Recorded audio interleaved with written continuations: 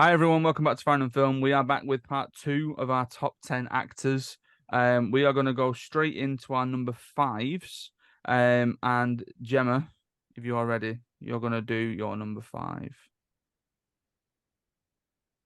Okie dokie. My number five's already been mentioned by Holly. My number 5 is Dev Patel. Yeah. Yeah. So First I think, crossover. First crossover. yeah. I think you said everything that I would have said in the young British actor coming through in some great roles. The challenge of obviously being a young British actor that is of colour and not necessarily of the colour that makes the most fashionable kind of characters, e.g. being black. So being Asian, I think, is an extra layer of a barrier to success. But he's just really good. You know, when you see the journey that he's made from something like Skins, I was never really into Skins. It just hit me at the wrong age. I was in my mid-20s. It just wasn't the genre that I, would have been watching something like that. But to move from that, kind of TV program, teenage actor, to then doing my favorite thing that he did was Lion. And I just thought he was so good in Lion. Lion was just a film that absolutely broke me. But also Slumdog Millionaire, loved him in that. Wasn't massively a big fan of him in Marigold Hotel. Just thought it was quite a two-dimensional character there. But I think lots to come from him as he sort of grows up and matures into being just a really good, solid actor. So really, really pleased. I think he's one of the best British actors we've got at the moment. I think he's really good. And I've said it, for pretty much since Slumdog Millionaire, that I think he's one of the best actors. But then when Lion came out, that really reaffirmed that for me. I thought he just did a great job with that. So yeah, I think Holly said everything that needed to be said there, and I'm just reiterating it. I'm a really big Dev Patel fan. Nice. We can start a club. Yeah. My number 5 is someone who, when you get that sort of, I don't know. I suppose it's a cliche where they go, "Oh, but they're so good at drama, but they're also so good at comedy." This person actually is Steve Carell. Like Steve Carell can do no wrong. Well, he can do wrong because he's been in some trash. Like Evan Almighty, Dinner for Schmucks. Okay, let's not mention Minions and Despicable Me. So now we're going to have to, because I put my finger up there to warn you. Okay. Don't trash him as Gru. I gave you a warning sign there, and you went there anyway. So now we're going to go there. Remember, listeners, I'm the edgelord when I'm on a podcast with someone who put Despicable Me as the 10th best film of all time. Yeah, a kid challenged me on that the other day. Not the other day, at the last parents' evening. It was I think one of your film students. And he said, Can I just check? Do you stand by that? And I said, I do stand by that. Because as we're going to mention in another podcast about critical darlings and things like that, and everything that you're supposed to love and go, oh, it's just an amazing film. It's so good. And all those things that we're supposed to say about films. If you give me one of those critical darlings, 12 Years a Slave, or Despicable Me today and say, what do you want to watch? I'm going to put Despicable Me on. Right? So forget all the criteria, forget all the lovies and everything that people want to say. If something is just pure entertainment and really funny, and I can really get into it and love it, then it stands there as one of my favourite films. And I love Gru. I think Gru's great. Die on Hale. No, do you know what? I will die on that hill, Oliver. I will die on that hill. I am not saying it is one of the best films ever made. You literally did! No, I said it's one of my favourite films. No, I said it's one of my favourite films. Me, it is one of my best films. Okay, but against what criteria? If it's something that I love, then it works. No, I'm muting you all. I mean, he's great as Gru.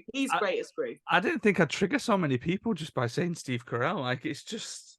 No, you didn't say Steve Carell. That was fine. You crashed him in his role as Gru. He wasn't even in Minions anyway. Oh, I do Was he? I apologize. think he was in Minions because Gru He's wasn't in the second one Minions. because don't he do the voice of young Gru in the second Oh, one? maybe, yeah, Yeah, maybe. yeah. But yeah, I love him as Gru. So don't be coming for Oh, no. Minions. Don't be coming for He's also Despicable not a Me. problem with Minions or Despicable Me. Like, he is fine. Like, let's have it right. Okay, we're going to do a separate podcast on what is the problem with Despicable Me. Then that's the podcast. Let me Bring talk it. about What the is good your stuff problem he's with in. Despicable Me? I love Minions. End of. So, clearly had his big break in 40-Year-Old Virgin, which is just brilliant as it is. And then strangely sort of taking a bit of a risk and doing something like Little Miss Sunshine, where he's trying to get his comedy career off the ground, but then he goes and does something like that. But then just to sort of throw these out, obviously Anchorman, like him as Brick in Anchorman is just hilarious. Like I Love Lamp, loud noises, stuff like that. Yeah. Do you really love the lamp? Things that if you've not seen, I highly recommend that you go and see. So I already mentioned Way Back, which is obviously now in the sort of Sam Rockwell and Steve Carell and Toni Collette pantheon of things that we all need to go and watch. Crazy Stupid Love. Now, Crazy Stupid Love is one of those films that I think has fallen under the radar, but in there, towards the end, there is about a solid 45 minutes, half an hour, where all of these stories, all these people that you've seen for about the past an hour and a half, all intertwine, and you'd never expect it to go that way, but it's one of the best endings to a film I've ever seen. Like, as soon as, and not to sort of give any spoilers, as soon as Steve Carell sees Ryan Gosling, you're like, oh no, what's happened? And then there you go. TV series that he's in, things like The Patient, which was on Disney Plus with Donald Gleason, really good turn in that. The Morning Show that's on Apple TV Plus, where he plays this sort of I wouldn't even say disgruntled. Basically, Mitch Kessler is done up in the Me Too movement. People are coming out saying that he was a bit flirty, he was a bit this, he was a bit that, he was a bit, hands-on and all that kind of stuff. And his character takes a really big turn. But then in terms of the sort of pinnacle of his dramatic work, turn to something like Foxcatcher, where it's completely like left horrifying. field. Yeah. And he's so creepy and he's so sort of like, you don't know where he's going to go and all that kind of stuff. But I think Steve Carell, again, being one of those people where, especially me and Amy, if we were like, the only reason why we watched The Patient was because it was a Steve Carell series, and we were like, right, well, we'll stick that on because we both like him, and that's exactly why he's number 5 on my list. So yeah, there you go, Steve Carell. Worth mentioning The Office as well, because that just showcases everything he can do. I haven't seen much of The American Office. It is worth it. I've seen the odd episode. It really is worth it. I really like the parkour episode. Like that just creases me. But I've been seeing over summer, there's a woman who's usually in the gym the same time I am, and she's got it right. I always listen to my music. She takes a phone and she props it up on the treadmill and she watches episodes of The Office and she's just running, pissing herself. So I think I'm just gonna do that. Not literally, we're not getting mops out. It's fine. But yeah. Holly, you're number 5. My number 5 was a late addition to the list because I completely forgot about him because he's usually in ensembles. And then I remembered, that counts as well. Michael Palin. My absolute favorite Python. Life of Brian and The Holy Grail are 2 of my favorite films ever. And again, I've said this already like 5 times, so I'm sorry, but I think people just sleep on comedic actors, and I think being good at comedy is an incredible skill that I would put maybe ahead of being a dramatic actor, quite honestly. Like when you were talking about Will Smith, I think the best stuff he's ever done is Fresh Prince, because I think that's pretty hard actually. Like great dramatic actor as well, and that's the skill, but I think being a comedic actor, you can go from comedy to drama and people do that very successfully, but so many dramatic actors absolutely stink when you give them some comedy to do. So I think they're very, very skilled people and very, very intelligent people as well. And Michael Palin, in all of the tiny roles that he has the most roles of everyone in the cast in Life of Brian and in Holy Grail, and they crack me up. But then he goes on to one of my favorite films of all time, Brazil, and does the scariest kind of corporate nice guy, bad guy that I think I've ever seen on screen. The idea that him being, I don't want to upset you, but the rules. It's the definition of lawful evil. And he does that in a couple of films in a way that is really unsettling. And I think that's a fantastic way for a comedic actor to use their skills to do something else. I just think he's great. I just love Michael Palin. Fish Called Wanda is peak for me. His, travel shows are fun also. I just love that running joke. His books are funny. Murdering adorable dogs in Fish Called Wanda, and he's just getting progressively sadder because he's like the biggest animal lover ever. It's so mean-spirited. Yeah. The my favorite of all of his little bit parts in any of the Python films is him as the guy with the clipboard sending people out to get crucified. He's just like, "Hello, crucifixion? Oh, good. On the left, one cross each." And he's like so excited when one of them says no, freedom. He's like, "Oh, that's wonderful." That role, like, it's amazing, and he probably wrote it. So it's I love him as, is it the Emperor who's like, it just looks like the entire scene where he's saying like rude Roman names. Yeah. And it's like, it just seems like he's coming up with them on the fly, and the actors are genuinely trying not to laugh. Yeah.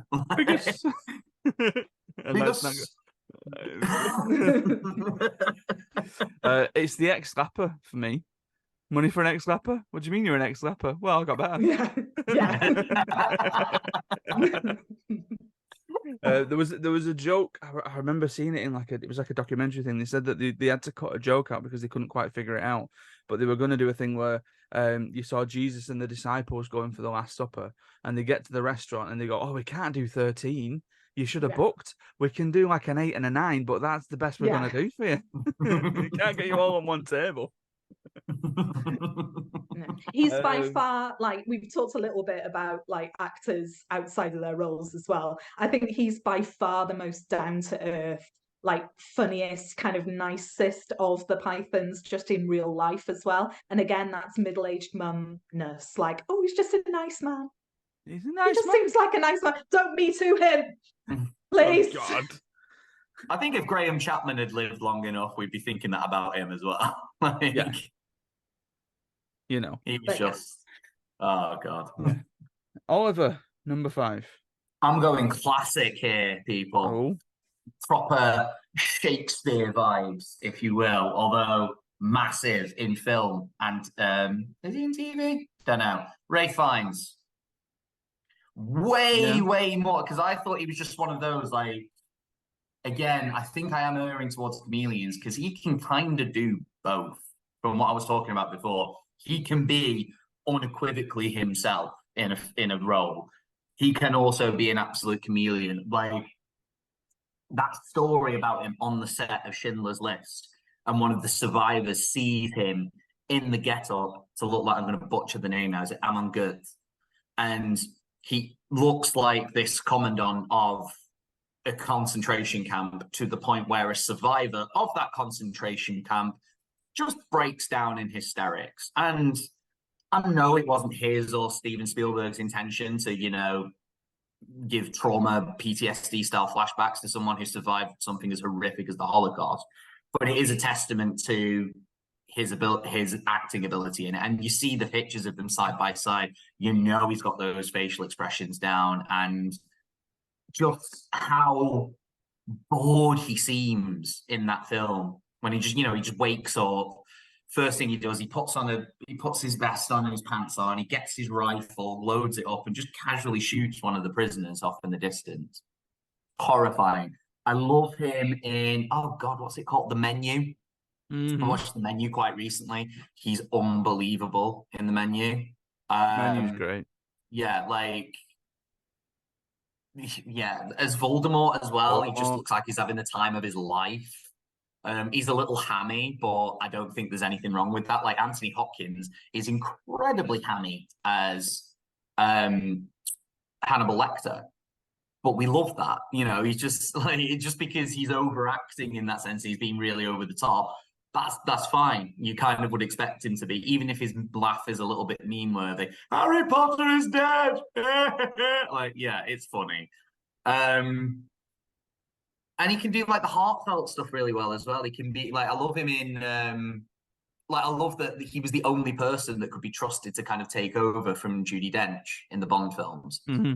Like when you think, okay, we're killing off Judi Dench's who are we trusting with this mantle for the next couple of films? And they show it at the end of Skyfall, and it's Ralph Fiennes, and you're like, okay, yeah, we're in really good hands here. We're in really good hands. He's fantastic as the new M. And yeah, all the classical stuff, like that theatre training you get. I've been seeing a bunch of clips of him doing like theatre stuff in the National Theatre recently, and it's just, he's phenomenal. He can just turn his hand to whatever kind of acting job you need him to do. Do you need a horrifying villain? Rafe Shigai. Do you need a heartwarming paternal figure? Rafe Shigai. Like back in the day, do you need a slightly intense-looking romantic lead? Rafe Shigai. Just turns his hand to basically anything. Very, very accomplished actor. Red Dragon. Oh God, Francis Dolarhyde. Yeah, like horrific. Yeah, like I mean, he's got some great source material to work with, but my God, he works with it. Yeah, like he really, because like in that same film, I really don't like Edward Norton. Right, okay. I think he's quite limp as Will Graham, because Will Graham is meant to, like, I really love what Hugh Dancy did with it. I love what Will Peterson did with it in Manhunter as well. That intense, I know Holly hates the trope of, oh, the detective is just like the villain. But, like, to be fair, in his defense, Will Graham was one of the first characters to ever do that. I just started watching Hannibal, the TV series, and stopped when it got to, he's just like the... But again, I stopped like halfway through season 2. I'm like, But he was one of the first characters to do that, because like that book came out in like the late 70s, early 80s or whatever, and that was a fairly fresh take. Totally fair. It's just a personal I get you distaste hating the trope. for I that personally trope. love it. But I do get you hating the trope. But yeah, back on it. Ray Fiennes, unbelievable. Okay, my number 4, the highest ranking woman on my list, Emily Blunt. Really? Okay. Yeah. Oh, what's your beef with Blunt? Not beef. It's just, I mean, I genuinely am struggling to think of things I've seen her in Quiet Place, I guess. Oh, right, okay. So Looper. Oh yeah, she is good in Looper. Right. Girl on a Train. Girl on the Train. Sicario. Edge of Can Tomorrow. I marry her, please? Sicario 2. Oh yes, Sicario. Okay, Quiet Place 2. Mary Poppins Returns. Ew. Oppenheimer. Oh yeah. Yeah. Absolutely tearing Jason Patrick a new one. Yeah. In that interrogation. Yeah. She's a fantastic actress. And again, she's one of these where, like, if she popped up because she was in it, or a film popped up because she was in it, we would give it a watch. Even things like Muppets. She has a really good turn in the Muppet movie. There's a film called 5 Year Engagement, which has got her and Jason Segel in. I think that's a really good film. Edge of Tomorrow, like I mentioned, with Tom Cruise. I really need to watch that. Everyone says it's amazing. I just think it was marketed really badly. It was marketed horrifically badly. It was such a good film. Yeah. But I think, again, pinnacle for me is Sicario. Sicario 2. I don't know why I said Sicario 2, but Sicario, like her in Sicario, is absolutely amazing performance. You mispronounced Devil Wears Prada, Adam. I've never seen it, so I didn't. So, I'm reliably informed by Georgia that she's very good in Devil Wears Prada. She probably is, because she's very good in everything, Yeah. Because, again, say what you will about Mary Poppins Returns, but nobody else could have done Mary Poppins. Nobody should have done Mary Poppins. Well, nobody else should have done Mary Poppins. They did what they did. But yeah, no, she's. Let's bring Lin-Manuel Miranda into it, shall we? Jesus. Shut your face. Never. No, she's incredible. Holly, number 4. Again, we've spoken about this person to death in the Female Performances podcast. Don't need to speak about her again. Frances McDormand, wonderful, brilliant, everything she's in. It's that Sam Rockwell thing again. I know they were together in Three Billboards, so that's why they're together in my head. But this just like empathy for the characters she's playing. You just believe that they are that person. You understand their pain that they're going through, or their joy, or whatever it is. She can also do comedy in the Wes Anderson style things. She's great in Coen Brothers things, whether they're screwball things or like film noir stuff. She's just great. I will watch anything that Frances McDormand is in. She's never been bad in anything that I've watched. Georgia approves. Yeah. Fargo I love is Fargo. She's that good at acting. She's that good at acting that in Fargo, people were convinced she was just genuinely pregnant at the time. Yeah. Like, and I still see conflicting things. Some people saying, yeah, she was. Some people saying, no, she wasn't. Like, her relationship with Norm is the blueprint for a successful relationship, as far as I'm concerned. If you bring me fast food, I'm yours. Burn After Reading, she's really good in. I've still not seen Nomadland. Yeah. But Three Billboards is just it's a whole other thing. Yeah. I mean, we're gonna get to this on another podcast, right? I love Three Billboards. Shame about what else the director did. But yeah, we'll get to that on Critical Darlings. Oliver, number 4. We're hitting the nostalgia train again, people, because it is Mr. Mark Hamill. I was waiting for Hamill to pop up somewhere in your list. He kept on climbing. It was really weird. Like, it does feel very weird having him above Ray Fiennes, because let's be real, Ray Fiennes is objectively a way better actor than Mark Hamill by every metric, effectively. But just this, like, and I'm happy, I could happily admit this might just purely be nostalgia because he's played Luke Skywalker and he's done it so endearing. And even the fact that he had his disagreement with Rian Johnson on how it was going in The Last Jedi, I don't agree with Mark on that. But at the same time, Mark was professional enough to just be like, I am going to give this character that you have written my everything. And weirdly, that's my favorite performance of him as Luke, is in The Last Jedi. But it is just the voice work he's done. Again, like Clancy Brown, his childhood. I love Heath Ledger. Mark Hamill is the Joker. Yeah. He just is. No one really comes close because Mark Hamill has done it all. He's done that kind of child-friendly Joker, the silly Joker, but he has gone dark when the assignment has asked for him to do it. In the Arkham games, in particular, he has gone dark. In like the Injustice games as well, in the Injustice storyline, he has gone dark. It's a real shame that The Killing Joke is as terrible a film as it is, because Mark Hamill himself deserved better out of The Killing Joke. He really did.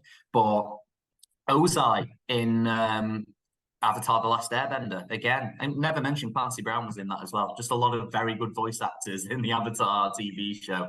But yeah, Mark Hamill is your main villain. He's got that villainous quality to his voice, and just it's a lot more for his voice work than his like on-screen stuff. I don't think he is the strongest screen actor, but it's hilarious when you see him like recording lines for the Joker and like how into it he's getting with his movements and stuff like that. It's unbelievable. So yeah, big Mark. Nice. Gemma, number 4. Mine is Robin Williams. I mean, I don't even know where to start. Well, I'll start at the beginning. So my first kind of watching of Robin Williams would have been Mork and Mindy reruns. So when I was maybe 10, 11, Channel 4 rerunning Mork and Mindy, and just loving that character of being an alien on Earth and his kind of perception of the odd quirks and things that we do. So then, you know, you've got those 80s films like Good Morning Vietnam and things like that, and then going into the 90s with things like Flubber, Jumanji, Mrs. Doubtfire. So Holly was talking earlier about moving between comedy and drama. And I think that Robin Williams has done that brilliantly, you know, with things like Dead Poet Society and then Jumanji, and just, you know, being able to switch between that. But not only that, he can do that in the same film. So he can be in, let's say, Good Morning Vietnam, where he's being all chaotic and talking really quickly and things like that when he's on the radio, to then, you know, talking with the local people and the experience of the bomb, and switching between that comedy and that drama. Same in Mrs. Doubtfire, when you see that really good comedy performance, really zany. But then when you get to the end, when he's talking about losing the kids and the experience with the social worker, and just seeing that pain, that pathos, you know, and it's just so painful to see this character that you've been laughing at the whole time, just the actual real pain behind it. And then I suppose that's a reflection of the real life of him. And then things like Good Will Hunting and things like that. I loved him in Hook. Yeah, I mean, you could talk all day about someone like Robin Williams, couldn't you? And just what an excellent, iconic performer that he was, and just everything that he did, whether it was a serious role like Good Will Hunting, whether it was the genie, whether it was Mrs. Doubtfire, even back to being Mork. Yeah, Robin Williams, just yeah, there's no way he wouldn't have been very high on my list. Nice. Holly, number 3. I'm going to get dragged for this, and I'm prepared for that. That's absolutely fine. Julie Andrews is my number 3. Nah, put some respect on Julie's name, people. Emily Blunt. Yeah, you brought up Mary Poppins already, and that's the reason why she's on my list. I mean, I love all the schmaltzy stuff she's done. I love Thoroughly Modern Millie. I love The Sound of Music. I love Princess Diaries. I mean, they should have been on my crap I love list. Aquaman. Yeah. She's a giant Cthulhu monster in Aquaman. Well, I need to see that. I need to see that.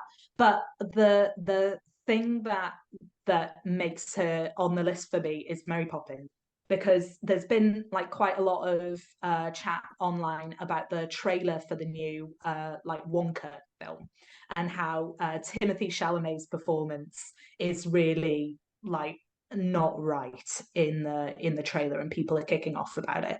And I've heard a lot of people say that the reason they don't like the look of his performance is because whimsy is a really difficult thing for actors to do, and Gene Wilder did it correctly in that to be whimsical you also have to be a little bit dangerous. Like that Willy Wonka, you knew that he enjoyed watching those kids get hurt. Like, and I know that sounds like a silly thing to say, but that was important. Willy Wonka's a psychopath. Yeah, that was important for his character. And I think it's the same a little bit with Mary Poppins. She's not a spoonful of sugar. She like scared me a bit. Like the version of her in the mirror genuinely scared me. But Mary Poppins on her own, like when I was a kid and I watched it, I didn't understand that she was trying to distance herself from the children so that there would be a transition back to their parents.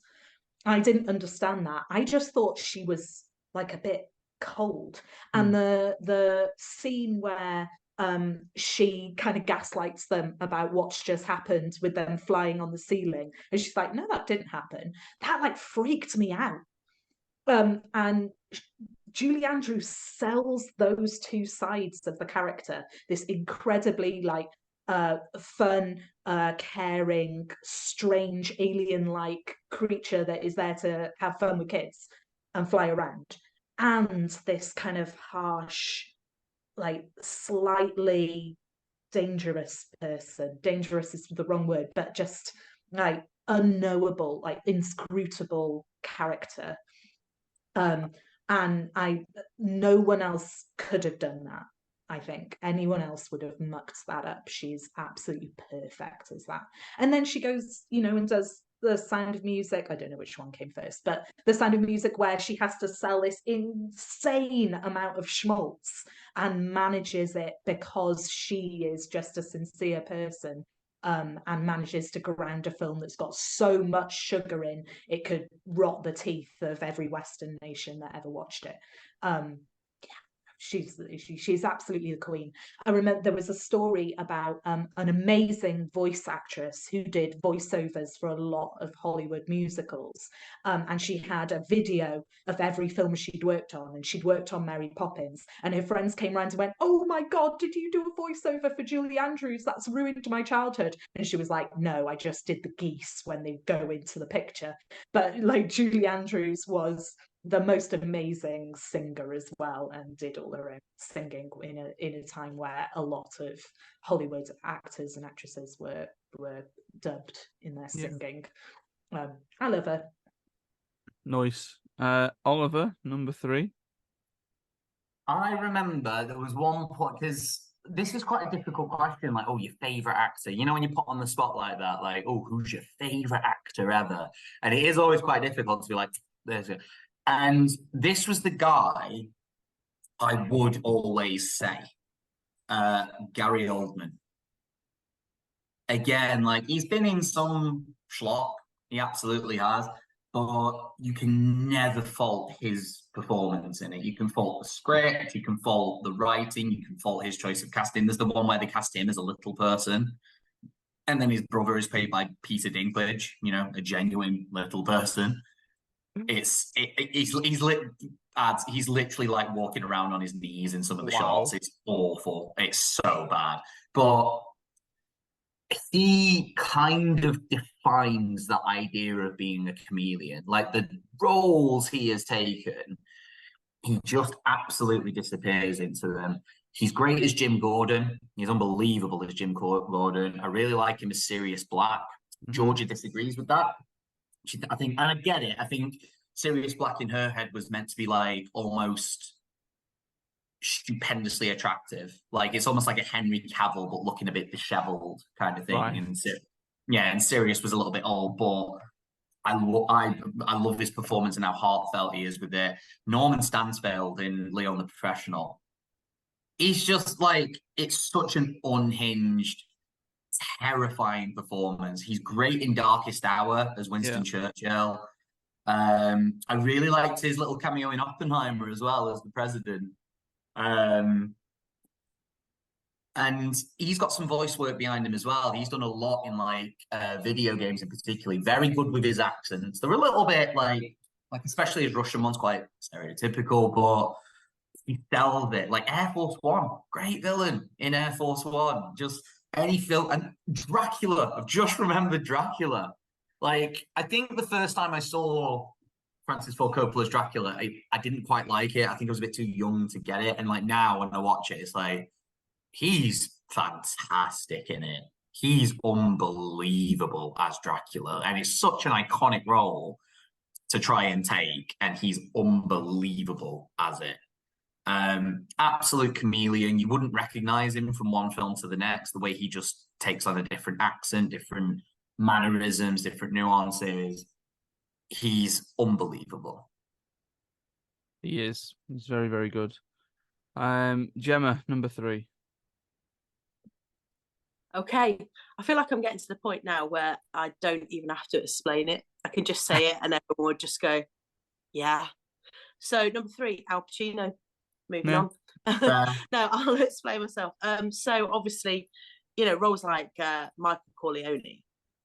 I mean, you don't even have to explain it. Scarface and things like that. Obviously, I think that almost narrowed the roles that he got and he played. So there wasn't a broad scope, but what he did really well. But then when you get things like Donnie Brasco, where he's still doing the kind of Italian-American gangster, but he's no Michael Corleone in that. He's actually quite pathetic. I don't know if any of you have seen it. I love that film, Donnie Brasco. I think it's brilliant. But he plays a gangster called Lefty, who's just, he's not much of a big wig. He's really very under the thumb of all of the more powerful mob bosses, and he ends up getting whacked, as they call it. But he's just kind of a bit pathetic in Donnie Brasco. But I think really what sells Al Pacino for me is what's happened sort of most recently with things like Hunters. I don't know if you've watched Hunters. It's a Amazon Prime thing. Yes, So obviously Al Pacino, a career being the Italian American kind of mob character, and then he goes into Hunters, and for a second you're like, is that Al Pacino? Yeah. Because he's now playing an old Jewish guy, and he is absolutely an elderly Jewish guy in that. Even though, actually, spoiler alert there. No, don't tell him. Okay, don't tell I him. can't. Yeah. All right then. I'm not going to do it. But as what he has to do as being the elderly Jewish guy in that, with being, I think his name's Mayor Hoffman or something, he isn't Al Pacino in that, where he is Al Pacino in so many different things. You're looking at it and you question for a moment, is that him? Is that him? Because he is so believable as that elderly Jewish guy. And I think that really sort of nails it, even though it's very, very late in his career. I love the Godfather. I really do like kind of American mob gangster films. So yeah, going from the Godfather to being that sort of pathetic Donnie Brasco character, to then just what he's done in Hunters, I think he's really good. It's the Hunters thing for me where you actually forget that it's Al Pacino there, because he's that believable in the character. Yeah. Nice. My go-to too. You've got Heat, and you've got a powerhouse, like, because the quote unquote boring answers for the best ever actors are Al Pacino and Robert De Niro. And the fact that he had both of them having a conversation in a diner, and it's one of the most tense exchanges ever, because you've got Al Pacino, who's the cop who you kind of hate, and you've got Robert De Niro as the murderous criminal who you kind of love. And I know, again, Holly's cliche again. Oh, the hero and the villain are just so goddamn alike. But I like Heat though. Yeah. But when you've got two actors that accomplished, it's just such a good scene. I just love as well that Al Pacino was just clearly off his mind on cocaine throughout that entire film. He's absolutely off his head on cocaine, like where he's there screaming at Hank Azaria because she's got a big ass. Like that look in his eye. The only other time you see that look is when Diego Maradona is staring down the camera. And he's also clearly off his mind on cocaine. But I love him in Devil's Advocate as well. I love him in Devil's Advocate. I love a good performance of the devil or Satan, and that might be my favorite. He's unbelievable in Devil's Advocate. Like his big spiel at the end when he's talking to Keanu is unbelievable. Who you carrying all those bricks for anyway? It's so good. Okay. My number 3 is Gemma's number 4. It's Robin Williams. I see. I was saying to Ollie and Holly before that I'm looking at my top 3. I think my number 1 is solid, and then really 3 could have gone up, down, wherever, because I don't know if it's more of a nostalgic pick, but it's definitely more of an iconic role pick, in that you've got Mrs. Doubtfire, you've got the Genie, you've got Peter Pan in Hook, Jumanji, Flubber. I'd even go as far as saying Jack. I know it didn't get the best reviews and all that kind of stuff, but I actually quite liked it. Good Will Hunting, I think, is probably his best performance. Dead Poets Society, Good Morning Vietnam. Lesser ones that not many people watch. The Christopher Nolan film Insomnia, which has got he and Al Pacino in it. So if you've not seen that, that might be worth a look. He's better than Al Pacino in it as well. It's a villain role for him. It's a very, very good villain role for Robin Williams. But then I'd say the peak of his villainy is 1 Hour Photo. Like, if you've not seen 1 Hour Photo and you want to see Robin Williams do a dramatic role, go and see that, because, my God, that guy's a creeper. Like, it's seriously watch it. And I think the reason why I wouldn't have put him higher, because again, unequivocally, like when you sort of say who is your favorite actor, I think my number 1 was the first person who I wrote down. but Robin Williams was so close behind it. There's so many other films of his that I haven't seen yet. So things like Birdcage, things like Awakenings, like I know that I want to get into these things.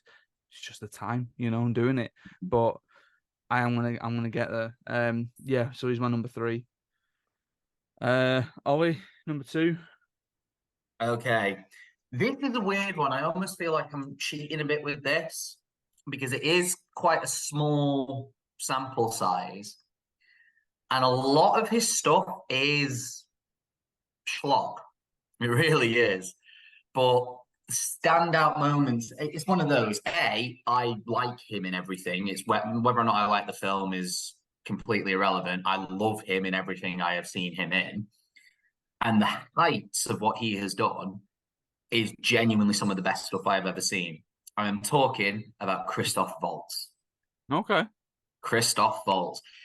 I remember reading that Quentin Tarantino was genuinely like, he wrote Hans Landa and he was talking about how he'd written this character and it was the best character he'd ever written. And I'm inclined to agree. He'd just written this best ever character that he'd ever done at that point. And he was worried he was going to have to scrap the film because Hans Landa was so integral to that film.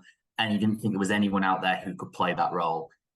Step in Christoph Waltz. From the second he walks in, he is one of the most terrifying villains ever.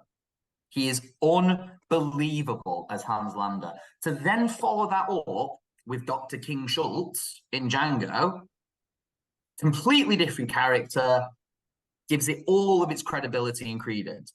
Holly will agree with me that Spectre is an absolute dumpster fire. Absolute dumpster fire. He is unbelievable in it. I was so hyped to get him as a proper Blofeld.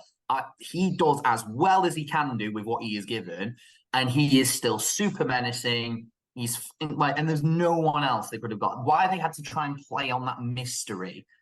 As soon as you cast Christoph Waltz in a modern Bond film, it's Blofeld. Everybody knew, but they decided they'd try and make it a mystery or whatever. If they just gone with that and really allowed him to do something with it, it's unbelievable. And I'm aware that a lot of his other stuff is like Alita, not a great film.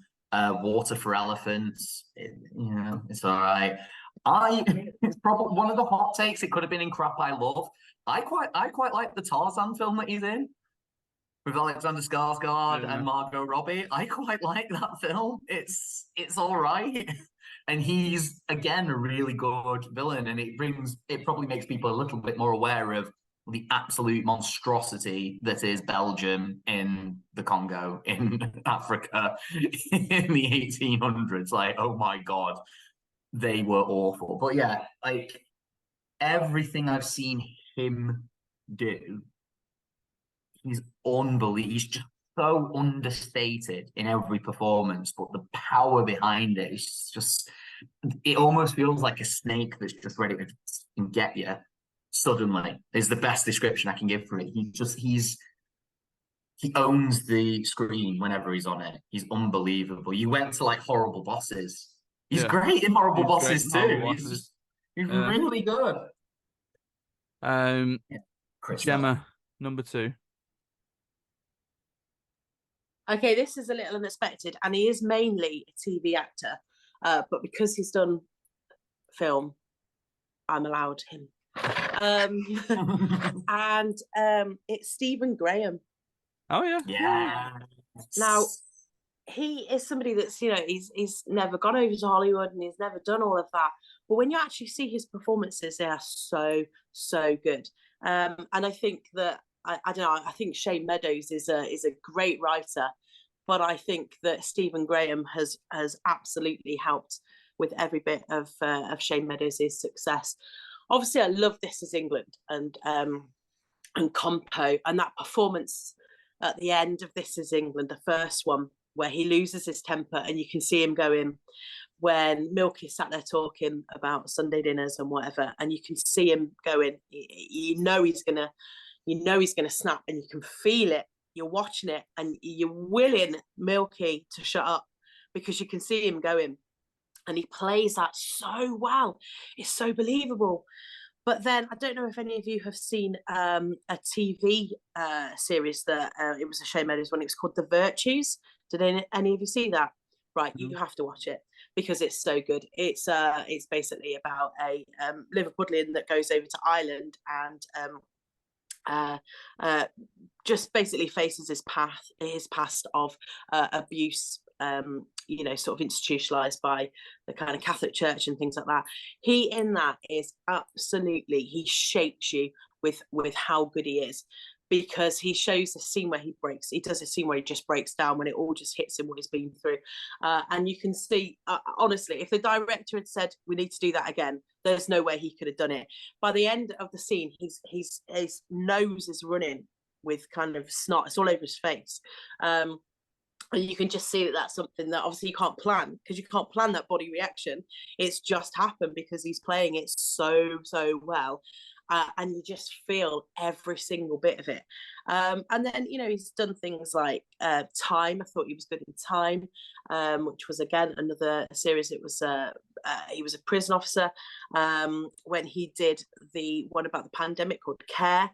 He just plays everything so well, and he doesn't Hollywood it when he's doing his acting. He's not an overly dramatic putting on a Hollywood kind of drama. He just does it exactly how a British person speaks and how a British person reacts. Maybe that's why he'll never make it big over the pond, but maybe that's the integrity that he's got.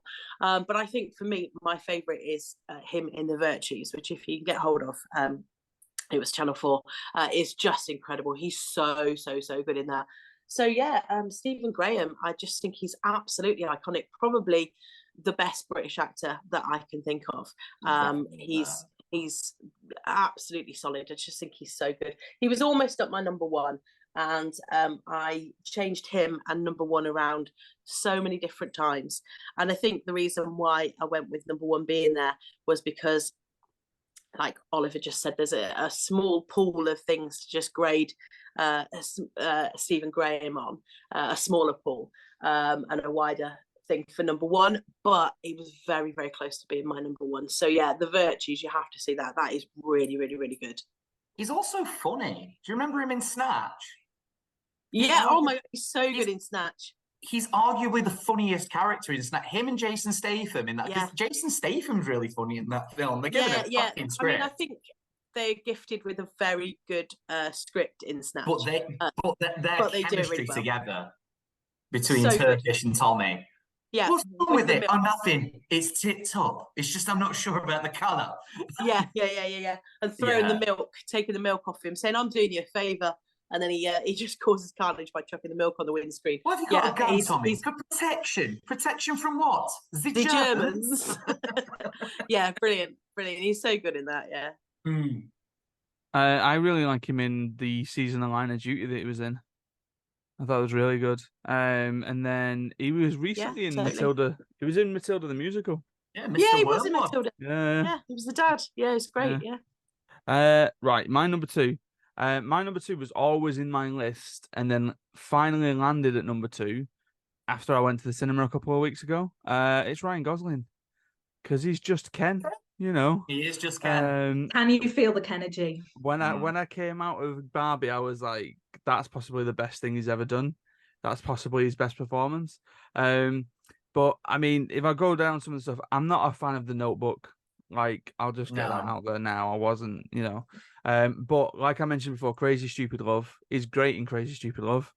As this sort of like really smarmy, really attractive guy who's telling other people what to do, thinks he's God's gift to women. An underrated one, The Ides of March, where he plays like a campaign manager against George Clooney's senator. Again, maybe another underrated one, him and Bradley Cooper in The Place Beyond the Pines. One that doesn't really get a lot of love.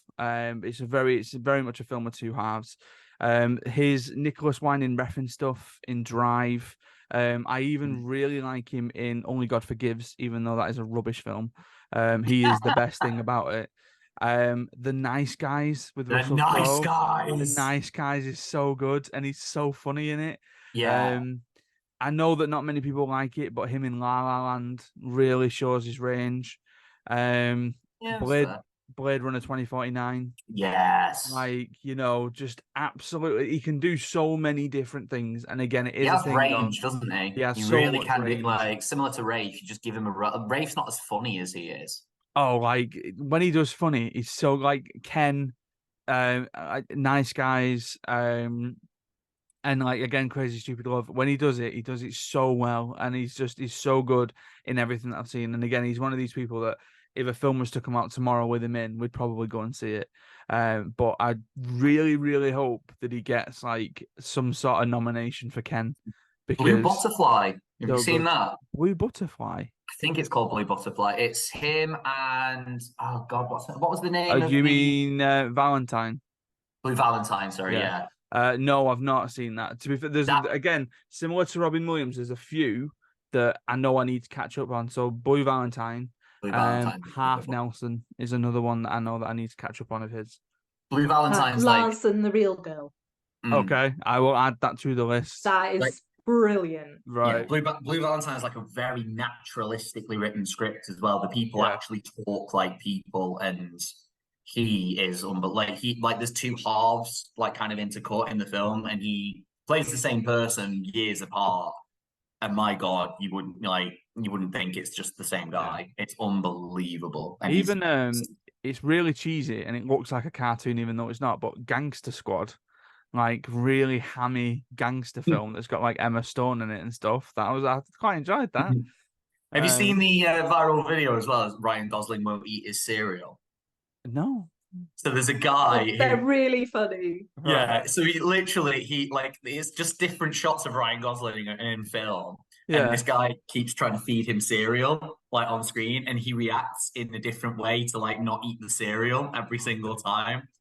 And that guy, the guy who came up with the video, he died of cancer. And as a tribute to him, Ryan Gosling filmed just a short video of him giving a thumbs up and then eating his cereal as like a send off to him. It's just so to quote Holly's, she said it, middle-aged mumsy vibe. He's also just a really nice guy. He's a nice dad. He's been with his wife for a long time. He really loves his wife. He's a good fella. He's just Ken. He's a good egg. Yeah, he's a good egg. Do you remember him in Remember the Titans, where he just played this sort of really cute side character? No, he did. Yeah, that was one of his like really early roles. And that's he's like Leo, isn't he? He's been doing it since he was a weird. Yeah, but he's probably, I don't know, maybe late teens, could be early 20s, but he's one of the squad. He's one of the obviously from the white school, but he plays a really good role in that because he's one of the first boys to kind of bridge the gap with the black team and become friends with that, and then step aside because he realizes he's not as good a footballer as his black counterpart who keeps getting sidelined for him. So he's really good in Remember the Titans, but it's like years. That was like 23 years ago, I think. Remember the Titans was out. So he was obviously really young in it. But yeah, he was really good in that as well. It was a small character, but he was great. One that isn't him acting, but I love watching the video of Greg Davies on Graham Norton show, and like Ryan Gosling is just absolutely creasing at the story that Greg Davies is telling. Holly, number 2. My baby is waking up, but he's not up yet, and he'll be happy in his cot for a little while. Can I do number 2 and then number 1? Of course and you run can. away and Go get for it. Yeah, thank you. Completely changed the organization of your podcast around It's my fine. day. Thank you very much. My number 2 is one that I spoke about in the Crap I Love podcast, and I said he's my favorite actor of all time. And then when I made the list, I was like, actually, second favorite actor of all time, Jonathan Pryce.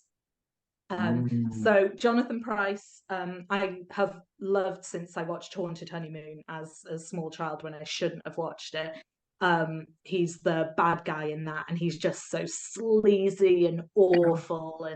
And but I have also spoken to Ollie about the first Bond film we ever watched, which is Tomorrow Never Dies. Tomorrow Never Dies. And he's easily in the top tier of Bond villains, and that is saying something. I think generally people don't really like him as a Bond villain, but it was the first Bond film I saw, And I think I saw it repeatedly before I watched all the same.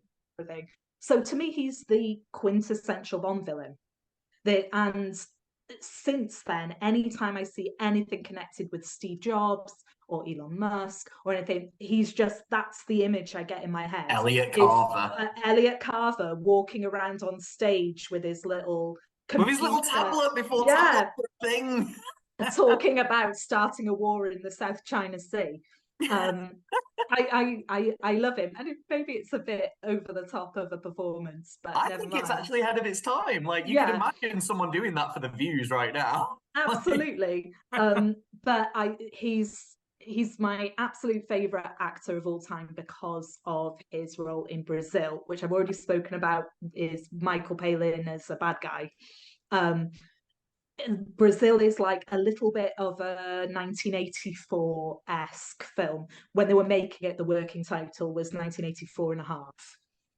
So they were very aware of the references they were making in the film. But he's kind of put upon office worker. Strangely, is also my number one actor. Is my favorite role of his is as a put upon office worker. Might say something about how I feel about my job. Who knows? But in Brazil, he's just this idea of him dreaming big. He's a loser, but he's dreaming big, and he's trying to be a hero when he gets the opportunity to be, but he's not quite up to the task. I really like that idea, and he plays it so well. And then he's just in loads and loads of stuff as a character actor, in TV, like in Game of Thrones as the Grand High Sparrow. He's incredibly scary in that. And the Two Popes. I want to see The Wife. I haven't seen that yet, which he's in with Glenn Close. But yeah, there's something about Jonathan Pryce's performances that are just magnetic for me. And particularly in Brazil and as a bad guy. I think I've already asked you this, Hal. Have you seen Glengarry Glen Ross? Yes, I have seen Glengarry Glen Ross. How does he, I love Jonathan Pryce, but how does he hold his own in that cast? Well, my number one pick is Jack Lemmon, who is also in Glengarry Glen Ross. What on office worker? Lovely. On office worker. That was not planned, people. I had no idea. I didn't pay Ollie for the segue. My favorite film, which we spoke about in the Film Files podcast, is The Apartment. And Jack Lemmon is the main character in The Apartment. He's also in Some Like It Hot, which is repeatedly voted the best comedy film ever made. And again, the theme of kind of comedy actors and the skill that they have comes through here, because Jack Lemmon can make me smile and then laugh and then cry in the same scene. In The Apartment, just the way he tries to hide his own feelings in order to help Shirley MacLaine's character, you can see him bottling it up in real time, and I just want to weep. It's so sad. And then he starts joking around to try and make her laugh, and you know he's dying inside, and you can see it, but you know that she can't see it because he's hiding it so well. There are layers there that I do not understand being able to convey, but he's absolutely wonderful. And then he later on in life was in Glengarry Glen Ross and plays aging, failing salesman. And I never ever thought that you could make a film about like timeshare salesmen and make me feel sorry for the salesman. But they managed to, in that film, the scene where Jack Lemmon, who is like worried about losing his job, they're all going to lose their jobs if they aren't top salesmen. They're getting rid of basically the whole team, and they've been given these really rubbish leads. What's the leads? Thank you, Ollie. Rubbish leads that have already been phoned a million times, and none of them are going to buy a timeshare. So he's really worried he's going to lose his house. He's talking about his daughter going to college and he can't pay for it. And then he sells them, and he's recanting the story to Al Pacino, who's the top salesman in the office, and he's telling this story as if he's a soldier who's just come back from war, and he's giving a blow-by-blow account of this amazing battle. And they said this, but I said this, and then I did this, and I got this out of my suitcase, and I said this. And Al Pacino's like hanging on every word, like really, like you're rooting for him. You're like, oh my God, he like all of this has gone wrong for him, and then suddenly he like pulled it out of the bag. He got some of the old magic he had when he was a young man and he was doing well as a salesman, and then they hit you that this couple have dementia and their check is going to bounce, and just the absolute despair that he shows you in that moment kills me every time I watch it. I think he is a very underrated classic actor who's been in some amazing films, particularly by Billy Wilder. And yeah, I just the opening scene of the apartment when the music starts and you zoom in on him, I just want to cry every time I start watching it. He's wonderful. It's the best. Nice. Strong Lovely. shout. And now I'm gonna go get my baby. Yes. Right. Number 2, Gemma. Sorry, even number 1. Gemma, number 1. Right, okay. I can only assume, in that he's not been mentioned yet, that he's everybody else's number 1. You did this with Goonies and it didn't work. I was just thinking that. So I just thought, as you know, Goonies is obviously the best film of the 80s, and I was clearly correct there. That everybody else is wrong if they don't choose my number 1. Yes, in the words of Oliver, I will die on this hill. It's Tom Hanks. So I've gone with Tom Hanks. Tom Hanks is, we've sort of said this a few times about a few others. If I see that it's a Tom Hanks film, I'm going to see it. And that's just the way it is. Now, I'm not saying that everything that he's ever made is good or that I've enjoyed. Even some stuff that's been more recent. I really didn't like News of the World.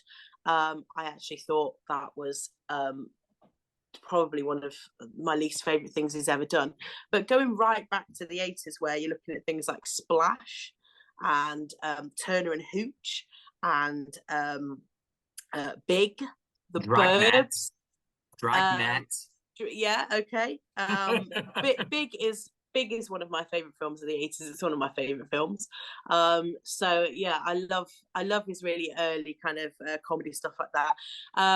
Performances like Philadelphia, you know, are just I've just been upstaged. Baby. It's Jamie. Hello, baby. Holly's baby. Oh, sorry. Are we going to have to cut and do that again, or should I just? No, just keep going. Just keep going. We don't edit this thing anymore. There we go. For those of you listening, basically a baby's just come on the screen, and it's actually a very cute one. So yeah, things like Philadelphia and then Forrest Gump, and then followed by things that then aren't so good, like Sleepless in Seattle and You've Got Mail. It's kind of like up and down, up and down, up and down. And then after that, you've then got things like Saving Private Ryan. Those kind of late 90s films, Saving Private Ryan, The Green Mile, which, as I've said, is my favourite film. He is just so good in things like that. I really like Castaway. I love Castaway. I love, obviously, what he even had to do to his body, losing the weight and things like that in Castaway. And then you've got another dip with things like The Terminal, which, you know, is not... I like The Terminal. It's all right. Oh, No, it's all right. But what you're doing is that's coming after The Green Mile. So when you've just done The Green Mile and you've done Save It Private Ryan and then you do The Terminal, like, to another actor, it's pretty good. But he's just done The Green Mile. So, you know, and he was that good in that. And then as soon as I read the Dan Brown books, I thought this is going to be made into a film, and Tom Hanks is going to be Robert Langdon. And he absolutely was, because he is just absolutely Robert Langdon. Wasn't a big fan of Larry Crowne, even though people kind of raved about that film. I wasn't that into it. Didn't really like Extremely Loud and Incredibly Close. I wasn't a big fan of that one. But then Captain Phillips. Oh my God. Incredible. So there's that scene in Captain Phillips where when he's rescued, when he gets off, and the nurse is trying to talk to him, and there's this shock. He's in shock. It's just shock. And it's almost, you can feel him saying, I can't believe I've just done that. I can't believe I'm okay. I can't believe it's over. I can't believe what just, you can see it in him, just this shock. And he plays that shock so well by saying nothing at all. Yeah. Now that's a good actor, because he's not actually saying anything. It's just a look on his face and him trying to respond to the medic that's talking to him. I like Sully. I think Sully was good. And then most sort of recently, I really liked Finch. We really liked that with the robot. And then it floored me. It absolutely floored me. A Man Called Otto. I've heard good stuff, but I've not seen it yet. Oh my gosh! Just make sure that you take your big boy pants, because you are going to cry. You are going to cry. I challenge anybody to not cry. You know all the way through it. You go, I know where this is going, and this is going to floor me at the end. And then it happens. You know it's going to happen, and it floors you. Okay. It's really good. He's got his son in it, and his son plays the younger one. Yeah. Not Chet. Not Chet. Oh, thank God. Yeah, I saw something, because he's got a son called Colin as well, hasn't he? And he's got a son called Chet. And Colin his nephew? No, Colin's his son. No, he's got 3 sons. Yeah. One of my favourite memes is that idea that if you name your son Colin, that was exactly what I was going to say.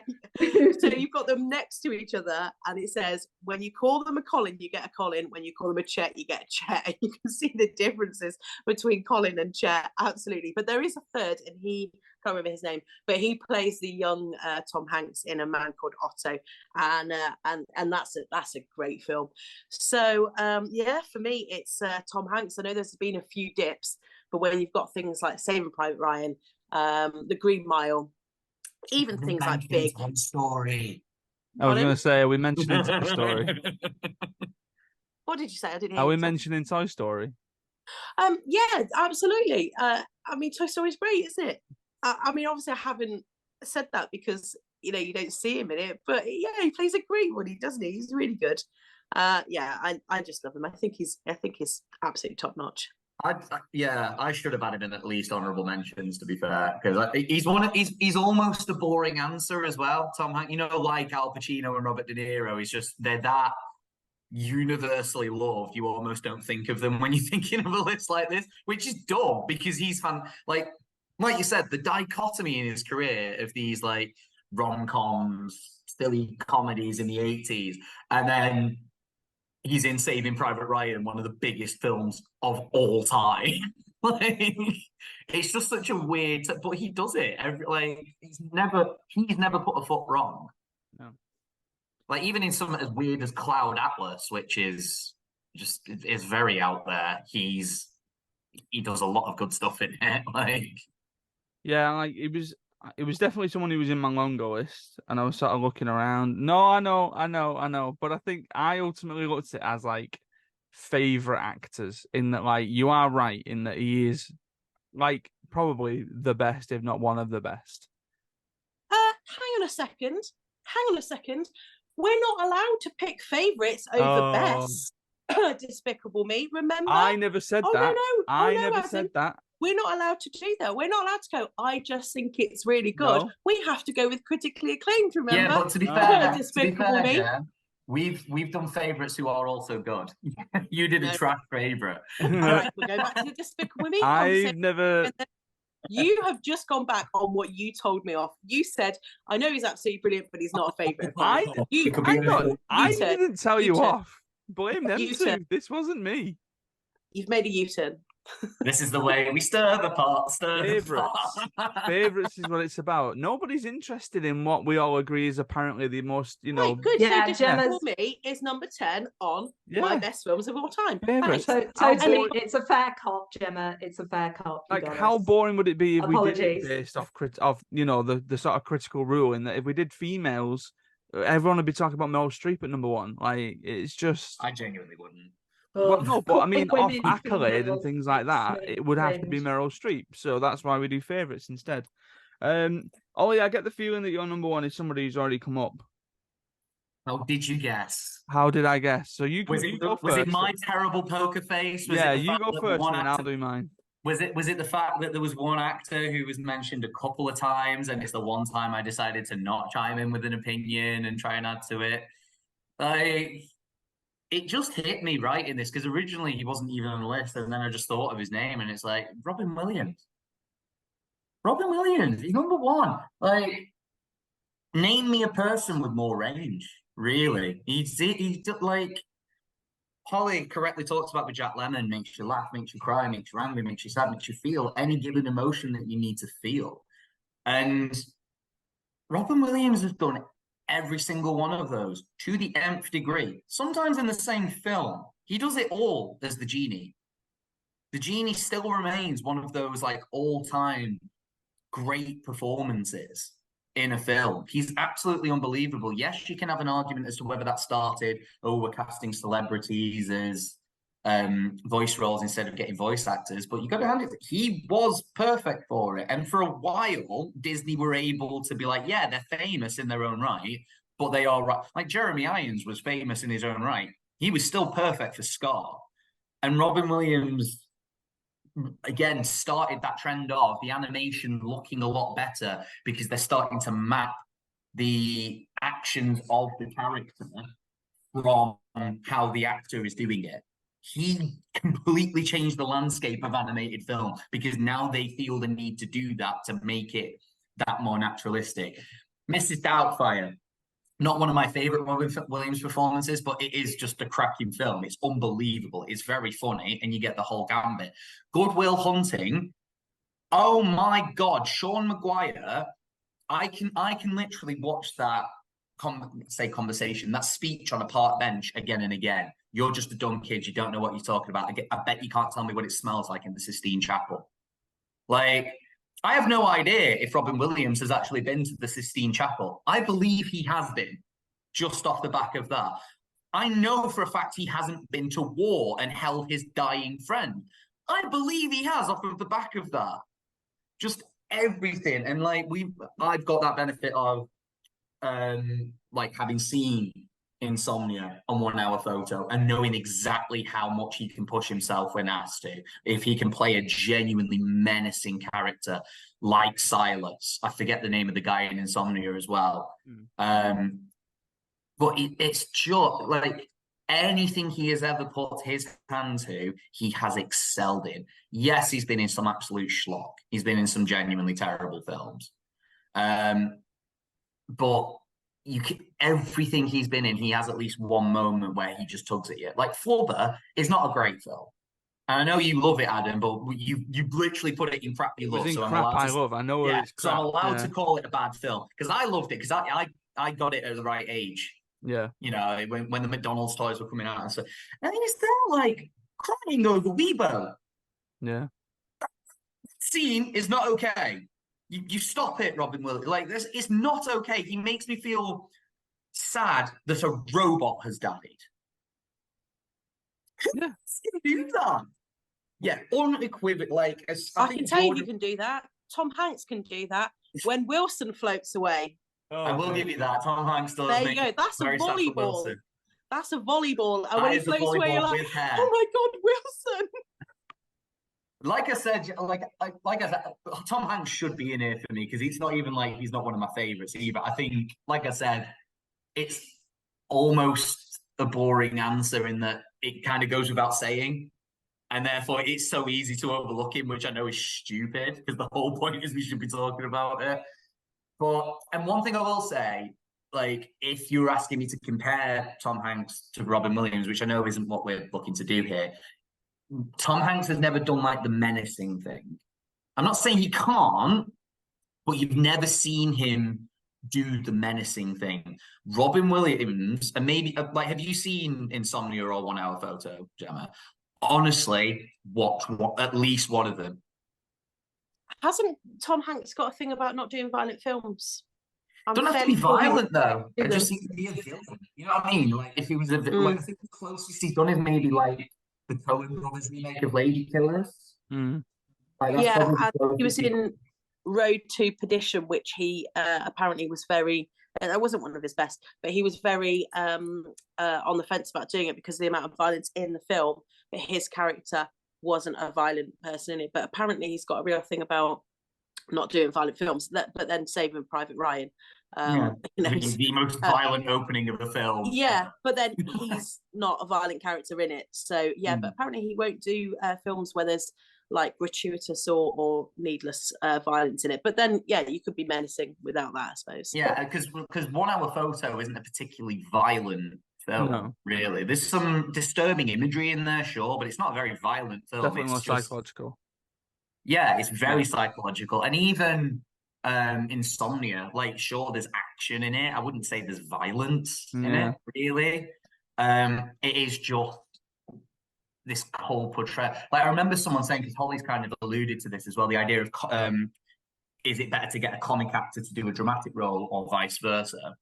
And I remember on the podcast someone saying, with a comic, with a dramatic actor, they've got to then try and be funny, and it's very hard to try and be funny. You just have to be funny, or you're not. Whereas with a comedy actor, you just slap them and tell them to stop dicking about for 5 seconds, and they get very sad and depressed, and therefore they can give you the dramatic pathos. Yeah. And I think I've mentioned it as well before. I think there's been a lot of like high profile celebrity deaths. This was the only one that genuinely bummed me out. This was the only one where I was like, nah, I can't hack this. I can't be dealing with this. That's not okay. I'm like proper 5 stages of grief stuff with Robin Williams, and that I've not had that with anyone else. Yeah. Right, my number 1 hasn't appeared on anyone else's list. Is Jake Gyllenhaal. Strong shout. Now it depends on what films you've seen him in, right? So bearing in mind that now you're at a point where you can see him as young as he was in things like Buddy Bubble Boy, and then into Donnie Darko, right? But then Nightcrawler, him in Nightcrawler is just intense and insane. But then him in Prisoners, one of my favorite supporting actor performances ever, him in Prisoners. Zodiac, where you see his character age as well. So you're seeing sort of him playing the younger part and then playing the older part as well. Southpaw, like absolutely bulking up in a boxing film. The Denis Villeneuve film Enemy, where he plays against himself. It's about a guy who finds a doppelganger, so he's playing 2 versions of himself. Brokeback Mountain, Source Code, The Guilty, where he's on his own pretty much for the majority of it. Even Mysterio in Far From Home, like it's still a good performance. Ambulance, the Michael Bay film, he absolutely goes balls to the wall in that, and he has a little bit of a manic thingy. Day After Tomorrow, Everest. I just think his catalogue, Everest is really underrated. Yeah, it's superb. And again, if he was to release something tomorrow, I would then go and see him doing it. So straight even Gyllenhaal Prince of Persia, like, he is miscast because he's demonstrably white and he's playing the Prince of Persia. Yeah. But in a time where that was seen as, for some reason, acceptable, yeah, he's great. It's this kind of swashbuckling hero. He's very likable. Yeah. So there's my number 1. That's all our 10's done. We'll talk in a minute about what we're going to do. Robin Williams is the winner, so oh yeah, he's the winner. He's the only crossover we had. Therefore, he's the winner. Well, yeah, he is. Well, Dev Patel. No, Dev Patel was a crossover as well. Right, but we had more crossover. All right, fine. We had way more crossover. No, I think Robin Williams is a deserving top 1. I definitely agree when you say about the things like the range between him and Tom Hanks. Tom Hanks through his career has had that range, but Robin Williams in a film, singly in a film, in Mrs. Doubtfire, zany to the heartbreak in the same film, absolutely. He's absolutely deserving of a top spot there. Right, so thank you very much for watching on YouTube. Thank you very much for listening to the podcast. We will be back soon with our top 10 critical darlings, and what we mean by that is basically the films that everyone else loves. They got Oscars and all that rubbish, but we don't like them. And I guarantee you, because I've obviously seen my list and I've also seen Holly's list, there are going to be arguments. There's going to be some fights. Yes. So, yeah, stay safe, look after each other, and we'll see you next time.